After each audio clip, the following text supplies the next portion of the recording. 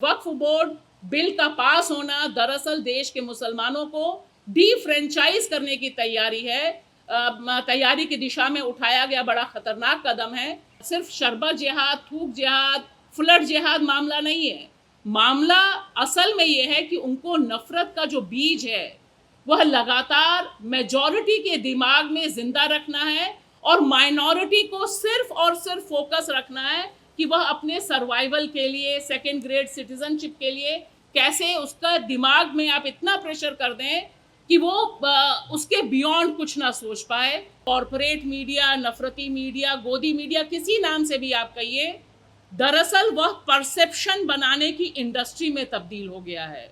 वह अवधारणा बनाता है कि मुसलमान जिहादी है, कोई क्रिश्चियन है तो वो कन्वर्जन से जुड़ा हुआ मसला करेगा। माइनॉरिटी से नफरत है वह अब धीरे धीरे रूल ऑफ लॉ होती जा रही है, धीरे धीरे वही गवर्निंग फैक्टर होती जा रही है।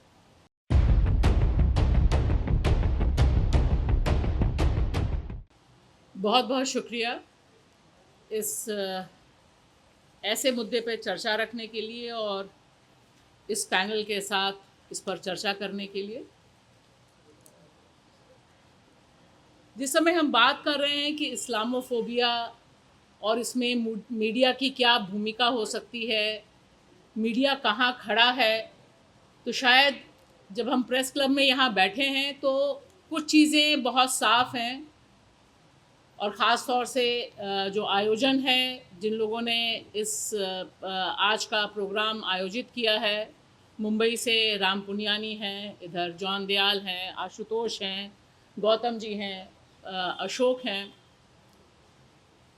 तो मुझे लगता है कि तस्वीर तो हमारे सामने बहुत साफ है। इसको हम कैसे देख रहे हैं और देखकर हम इसके लिए क्या सोच रहे हैं, वह बहुत इम्पॉर्टेंट हो जाता है। क्योंकि इस्लामोफोबिया एक ऐसी रियलिटी है, एक ऐसी हकीकत है जो एक बहुत बड़ी सीमेंट की दीवार की तरह हमारे और लोकतंत्र के बीच खड़ी है। और इसकी नींव कब पड़ी थी, कैसे पड़ी थी? निश्चित तौर पर इसकी नींव 2014 से बहुत पहले पड़ी थी। यहाँ पर जितने लोग हैं तकरीबन उसके अलग अलग समय के गवाह रहे हैं। लेकिन एक ड्रास्टिक चेंज 2014 के बाद भारत के लोकतंत्र में, उसकी जमहूरियत में आया है। वह यह आया है कि जो माइनॉरिटी से नफरत है वह अब धीरे धीरे रूल ऑफ लॉ होती जा रही है, धीरे धीरे वही गवर्निंग फैक्टर होती जा रही है। और इसकी एक लंबी क्रोनोलॉजी भी है। हमारे देश के गृह मंत्री अमित शाह जी बहुत सी चीज़ों की क्रोनोलॉजी समझाते रहते हैं, बस ये नहीं समझा पाते हैं कि 2025 में जब आरएसएस के 100 साल पूरे हो रहे हैं, ये हमें ध्यान रखना बहुत ज़रूरी है कि 2025 में हम बैठे हैं, आरएसएस के 100 साल पूरे हो रहे हैं और आरएसएस के जितने एजेंडे, उनके घोषित एजेंडे थे, तकरीबन वो सारे पूरे हो चुके हैं। और जो नहीं पूरा हो चुका है उसके बारे में माना जा रहा है कि अंडर करंट यही है कि देश को हमने कमोबेश हिंदू राष्ट्र बना दिया है। लोकतंत्र के जितने खंबे हैं उन खंबों को मटियामेट करके एक तरह से एक दिशा में right wing shift Indian politics का इंडियन इकोनॉमी के साथ हुआ है। यह भी समझने की ज़रूरत है कि इसमें अर्थव्यवस्था, कॉरपोरेट का जो घालमेल है या उसका जो अलायंस है वो बहुत तगड़ा है। अगर हम इसको नहीं समझेंगे तब यह समझना बहुत मुश्किल हो जाएगा कि हर त्योहार में, हर आयोजन में यह क्यों कोशिश होती है कि मुसलमानों से जुड़े कारोबार पर चोट पहुंचाई जाए, क्योंकि वह भी एक कम्युनल नेचर की इकोनॉमी को विकसित करना उनका बुनियाद है। और इसका एक्सपेरिमेंट सबसे पहले, सबसे ठोस रूप में उन्होंने कश्मीर में करना शुरू किया था कि कश्मीर का जो मुसलमान है वो डरता नहीं है, वो यूपी की तरह नहीं है, बाकी जगहों की तरह नहीं है, वो संपन्न है। उसकी इकोनॉमी पर कैसे कब्जा करना है। और इसलिए आप देखेंगे कि ये जो सारे इंसिडेंट हैं ये सारे इंसिडेंट को लेकर मीडिया में जो कवरेज है, और हम निश्चित तौर पर मानते हैं ये डिबेट आज की तारीख में बेमानी है कि मेन स्ट्रीम क्या है और वैकल्पिक मीडिया क्या है, क्योंकि आज अगर आप चुनाव कवरेज के लिए जाएं, रिपोर्टिंग के लिए जाएं, जितने पत्रकार सहाफ़ी यहाँ पर मौजूद हैं वे सब जानते हैं कि आपको बाइट देने से पहले, आपसे बात करने से पहले भारत का नागरिक ये पूछ लेता है कि आप किस तरफ खड़े हो, आपका चैनल क्या है, आप किस अखबार के नुमाइंदे हो यहाँ पर। तो ये अब दौर नहीं है कि लोगों में कोई भ्रम है, इसे लेकर कोई मुगालता है। वो मुगालते वाला दौर भारत का जो सिटीज़न है, जो भारत का नागरिक है, वह पार कर चुका है।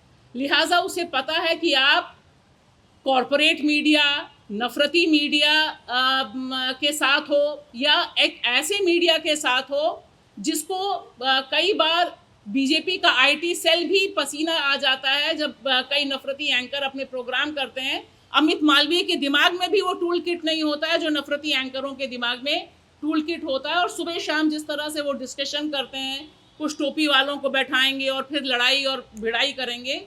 मैं इसलिए कह रही हूँ क्योंकि दरअसल यह पूरी कोशिश है कि आज का जो मीडिया है, जो कॉरपोरेट मीडिया, नफरती मीडिया, गोदी मीडिया, किसी नाम से भी आप कहिए, दरअसल वह परसेप्शन बनाने की इंडस्ट्री में तब्दील हो गया है।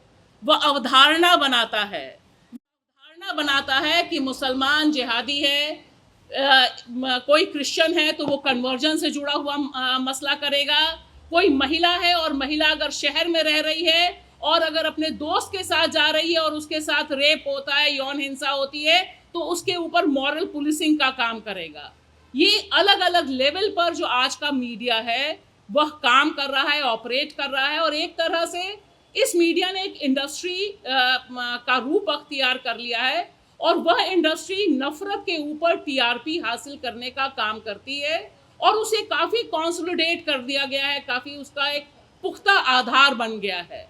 यह माइनॉरिटी का जितना विरोध है, मुसलमान का जितना विरोध है, उतना ही एक आज़ाद ख्याल औरत का उसे विरोध है। इसीलिए शाहीन बाग जब होता है वह भी एक टेस्ट केस होता है इस कॉरपोरेट मीडिया का कि किस तरह से स्टोरी मुसलमान औरतों के खिलाफ प्लान कराई जाती है। आज कई लोग आए हुए हैं जिनसे मेरी मुलाकात शाहीन बाग आंदोलन के समय हुई थी और उन्होंने किस तरह से इसका काउंटर किया था।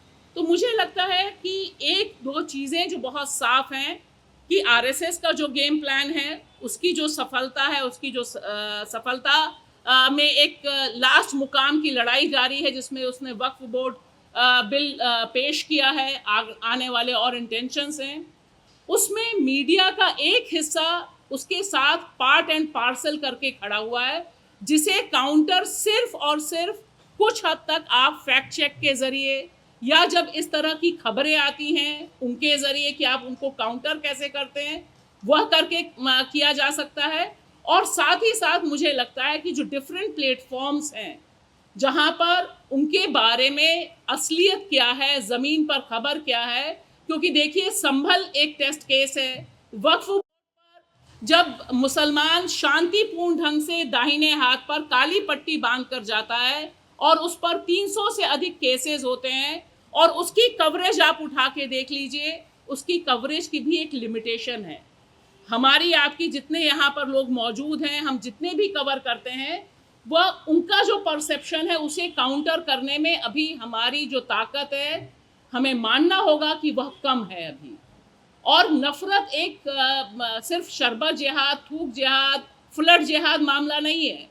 मामला असल में ये है कि उनको नफ़रत का जो बीज है वह लगातार मेजॉरिटी के दिमाग में ज़िंदा रखना है और माइनॉरिटी को सिर्फ और सिर्फ फोकस रखना है कि वह अपने सर्वाइवल के लिए, सेकेंड ग्रेड सिटीजनशिप के लिए कैसे उसका दिमाग में आप इतना प्रेशर कर दें कि वो उसके बियॉन्ड कुछ ना सोच पाए। यहाँ पर जो मीडिया की भूमिका है वह सबसे तीखी ये है कि हम कब तक और कैसे जो सच बोल रहे हैं, जो हो रहा है ग्राउंड में, उसकी रिपोर्टिंग करें। और इसमें मैं खाली अंत में ये कहना चाहूँगी, इस्लामोफोबिया को हम में से कितने ने कोशिश की कि यह एंटी कॉन्स्टिट्यूशन है, कितने आर्टिकल्स हैं, कितने डिबेट्स हैं, क्योंकि बुनियादी तौर पर भारत का जो कॉन्स्टिट्यूशन है, भारत का जो आईन है, भारत में जो फंडामेंटल राइट्स हैं, वह उसका आर्टिकल 25 से लेकर 29 तक तमाम फॉर्म्स में राइट टू रिलीजन देता है। आपको धर्म के आधार पर जिंदा रखने में भेदभाव ना हो, इस आधार पर जिंदा रहने, आगे बढ़ने की एक पूरी की पूरी छूट मिलती है, अधिकार मिलता है। सवाल ये है कि ये जो पूरा का पूरा टर्म है, इस टर्म के खिलाफ हम बाकी जो मूवमेंट चल रहे हैं, बाकी जो आंदोलन है, आइन को बचाने का आंदोलन है, कॉन्स्टिट्यूशन को बचाने का आंदोलन है, इसे हमें इक्वेट करना ज़रूरी है। मामला सिर्फ माइनॉरिटी या सिर्फ मुसलमान या कल सिर्फ ईसाई का नहीं है या सिर्फ महिला का नहीं है। सवाल यहाँ पर बड़ी लड़ाई का है, और उस बड़ी लड़ाई का एक हिस्सा, बहुत इम्पॉर्टेंट हिस्सा है, क्योंकि अगर इस्लामोफोबिया भारत में सक्रिय होता है, इस पर सीमेंट, इमारत पर इमारत जैसी बनती जा रही है, तब यह तय माना जाना चाहिए कि देश में कॉन्स्टिट्यूशन की मॉरल वैलिडिटी नहीं रहेगी। आज की तारीख में वह बड़े खतरे में है। लिहाजा हम किस तरह से क्वाइन कर रहे हैं, हम किस तरह से चीज़ों को पेश कर रहे हैं, फैक्ट फाइंडिंग्स तमाम आंदोलनों में होती हैं, तमाम बुलडोज़र के खिलाफ हस्तक्षेप होता है। यहीं पर हमने प्रेस कॉन्फ्रेंसेस की हैं, यहाँ बैठे हैं, लेकिन उसके बावजूद जो नफ़रत बनाने वाली फैक्ट्री है, जिसका एक बड़े पैमाने पर हिस्सा मीडिया है, मीडिया में मेन स्ट्रीम मीडिया है, उसका काउंटर अभी ज़मीन पर कम है। तो ये हमें मानना होगा कि हम उसका काउंटर करने की रणनीति सबसे पहले ये कर सकते हैं कि जब इस तरह की खबरें, इस तरह के शोज़ आते हैं, तो क्या हम चुनकर इस तरह की जो फर्जी खबरें हैं, नफ़रत फैलाने वाली खबरें हैं, उनके खिलाफ एक पब्लिक में अपने सोशल प्लेटफॉर्म पर एक मिशन के तौर पर चलाया जा सकता है क्या कि ये जो खबर है यह गलत है। इस खबर के आधार पर जो दंगे हो रहे हैं, उनका दंगे कराने की तैयारी है, मुसलमानों को डीह्यूमनाइज करने की तैयारी है, और सबसे बड़ी बात, डीफ्रेंचाइज करने की जो तैयारी है। वक्फ बोर्ड बिल का पास होना दरअसल देश के मुसलमानों को डीफ्रेंचाइज करने की तैयारी है, तैयारी की दिशा में उठाया गया बड़ा खतरनाक कदम है। लिहाजा आज की तारीख में बड़े पैमाने पर छोटे बड़े प्लेटफॉर्म्स के ज़रिए इस्लामोफोबिक मैसेज का काउंटर करते हुए इसको कनेक्ट करना, जमहूरियत की बचाने की जो लड़ाई है, कॉन्स्टिट्यूशन बचाने की जो लड़ाई है, बाकी जो लड़ाइयाँ चल रही हैं, उससे कैसे हम कनेक्ट कर सकते हैं ताकि यह एक ब्रॉडर इशू के रूप में हो। उनकी मंशा ये है कि हम छोटे छोटे हिस्सों में रहें। एक पत्रकार मार डाला जाए छत्तीसगढ़ में, एक पत्रकार की उत्तर प्रदेश में लगातार आप देखिए पत्रकारों की हत्याएं हो रही हैं, एक के बाद एक हत्याएं हो रही हैं, लेकिन उस पर एक बड़ी कंसेंसस नहीं बन पाती है। कोशिश ये होनी चाहिए कि इस बड़ी लड़ाई को बड़े प्लेटफॉर्म के साथ पॉलिटिकल पार्टीज को कंपेल किया जाए कि वे इसे लेकर हंगामा करें, बात करें, और जो लोग नहीं बात कर रहे हैं उनको पकड़कर उनसे अकाउंटेबिलिटी मांगी जाए, क्योंकि अब लड़ाई जिस मुकाम पर है उसमें एक निर्णायक स्टेप उठाना, निर्णायक रूप से एकता करनी, और वो तमाम सहाफ़ी, तमाम जर्नलिस्ट जो इस्लामोफोबिक माइनॉरिटीज़ पर हमले को कॉन्स्टिट्यूशन पर हमला मानते हैं, उनके बीच एक ब्रॉडर यूनिटी बनना, ब्रॉडर साझा बनना मुझे लगता है बहुत ज़रूरी है। नहीं तो एक स्टेज पर आपको लगता है कि अकेले अकेले लड़ाई लड़ी जा रही है। एक दिन हम गुलफिशा की बात करते हैं, एक दिन हम उमर खालिद की बात करते हैं।